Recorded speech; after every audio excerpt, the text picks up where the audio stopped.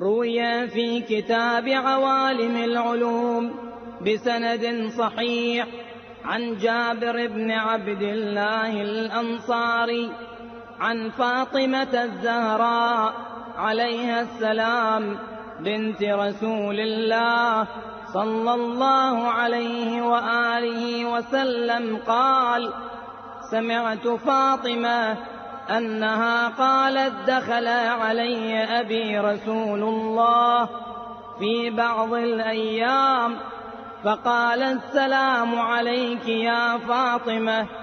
فقلت: عليك السلام. قال: إني أجد في بدني ضعفا. فقلت له: أعيذك بالله يا أبتاه من الضعف. فقال: يا فاطمة ائتيني بالكساء اليماني فغطيني به.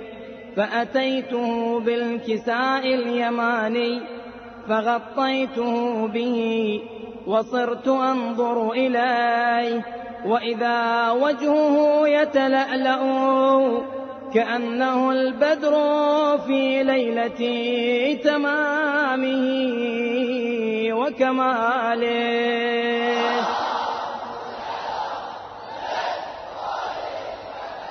فما كانت إلا ساعة وإذا بولدي الحسن قد أقبل وقال: السلام عليك يا أماه.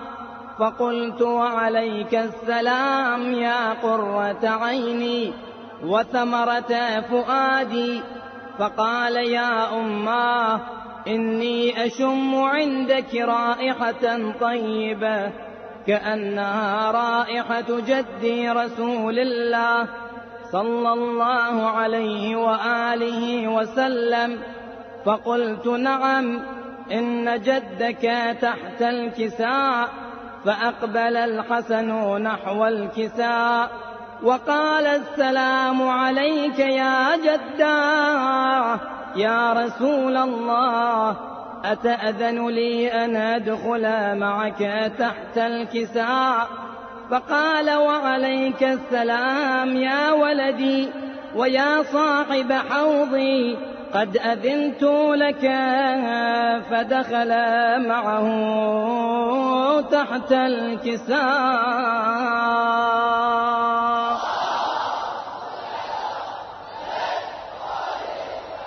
فما كانت إلا ساعة وإذا بولدي الحسين عليه السلام قد أقبل وقال: السلام عليك يا أماه. فقلت: وعليك السلام يا ولدي ويا قرة عيني وثمرة فؤادي.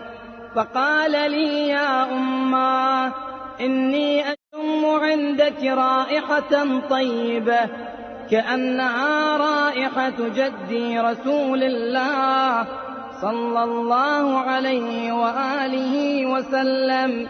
فقلت: نعم، إن جدك وأخاك تحت الكساء. فدنا الحسين نحو الكساء وقال: السلام عليك يا جداه، السلام عليك يا من اختاره الله، أتأذن لي أن أكون معكما تحت الكساء؟ فقال: وعليك السلام يا ولدي وشافع أمتي، قد أذنت لك. فدخل معهما تحت الكساء.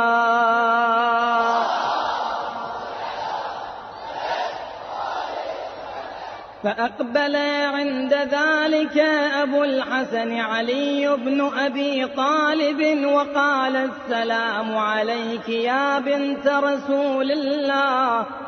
فقلت: وعليك السلام يا أبا الحسن ويا أمير المؤمنين. فقال: يا فاطمة، إني أشم عندك رائحة طيبة كأنها رائحة أخي وابن عمي رسول الله. فقلت: نعم، ها هو مع ولديك تحت الكساء. فأقبل علي نحو الكساء وقال السلام عليك يا رسول الله، أتأذن لي أن أكون معكم تحت الكساء؟ قال له وعليك السلام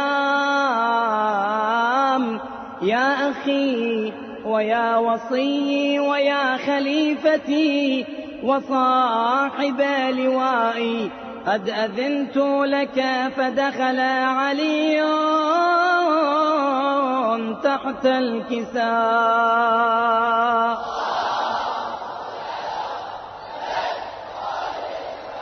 ثم أتيت نحو الكساء وقلت السلام عليك يا أبتاه يا رسول الله، أتأذن لي أن أكون معكم تحت الكساء؟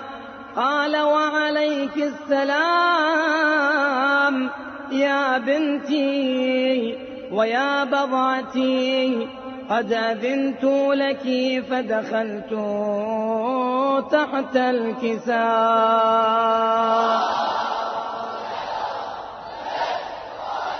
فلما اكتملنا جميعا تحت الكساء أخذ أبي رسول الله بطرفي الكساء وأومأ بيده اليمنى إلى السماء وقال اللهم إن هؤلاء أهل بيتي وخاصتي وحامتي، لحمهم لحمي ودمهم دمي، يؤلمني ما يؤلمهم ويحزنني ما يحزنهم.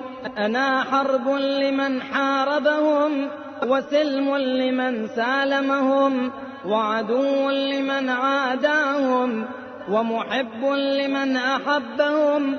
إنهم مني وأنا منهم، فاجعل صلواتك وبركاتك ورحمتك وغفرانك ورضوانك علي وعليهم، وأذهب عنهم الرجس وطهرهم تطهيرا.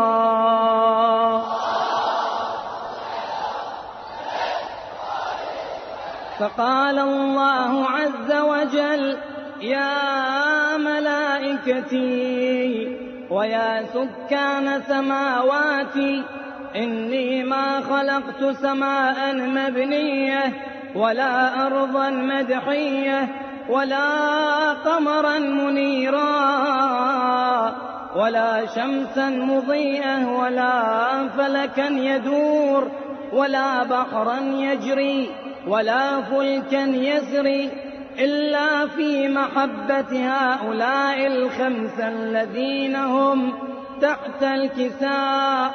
فقال الأمين جبرائيل يا رب ومن تحت الكساء؟ فقال الله عز وجل هم أهل بيت النبوة ومعدن الرسالة، هم فاطمة وأبوها وبعلها وبنوها.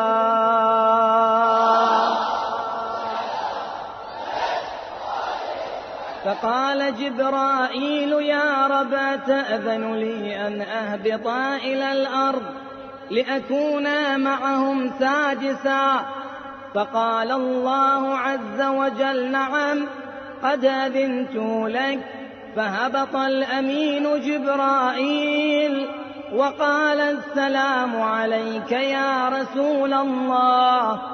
العلي الأعلى يقرئك السلام ويخصك بالتحية والإكرام ويقول لك وعزتي وجلالي إني ما خلقت سماء مبنية ولا أرضا مدحية ولا قمرا منيرا ولا شمسا مضيئة ولا فلكا يدور ولا بحرا يجري ولا فلكا يسري إلا لأجلكم ومحبتكم، وقد أذن لي أن أدخل معكم، فهل تأذن لي يا رسول الله؟ فقال رسول الله: وعليك السلام يا أمين وحي الله، إنه نعم قد أذنت لك. فدخل جبرائيل معنا تحت الكساء، فقال لأبي: إن الله قد أوحى إليكم يقول: إنما يريد الله ليذهب عنكم الرجس أهل البيت ويطهركم تطهيرا.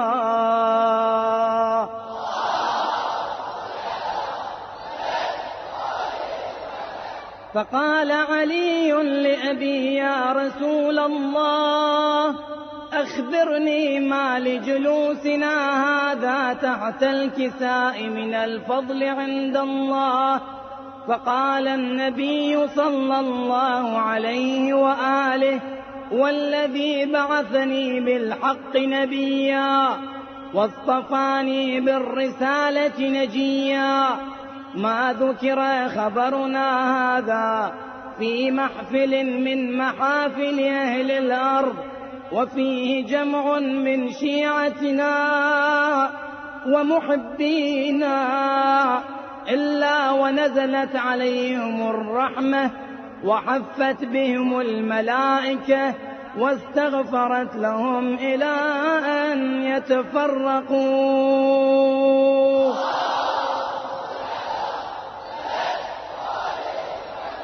فقال علي عليه السلام: إذن والله فزنا وفاز شيعتنا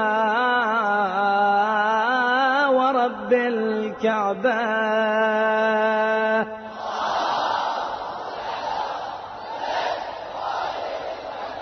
فقال أبي: رسول الله صلى الله عليه وآله: يا علي، والذي بعثني بالحق نبيا واصطفاني بالرسالة نجيا، ما ذكر خبرنا هذا في محفل من محافل أهل الأرض وفيه جمع من شيعتنا ومحبينا وفيهم مهموم إلا وفرج الله همه،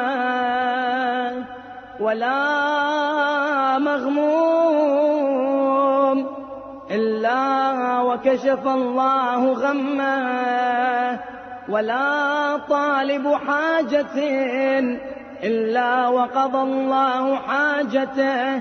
فقال علي عليه السلام: إذن والله فزنا وسعدنا، وكذلك شيعتنا فازوا وسعدوا في الدنيا والآخرة ورب الكعبة.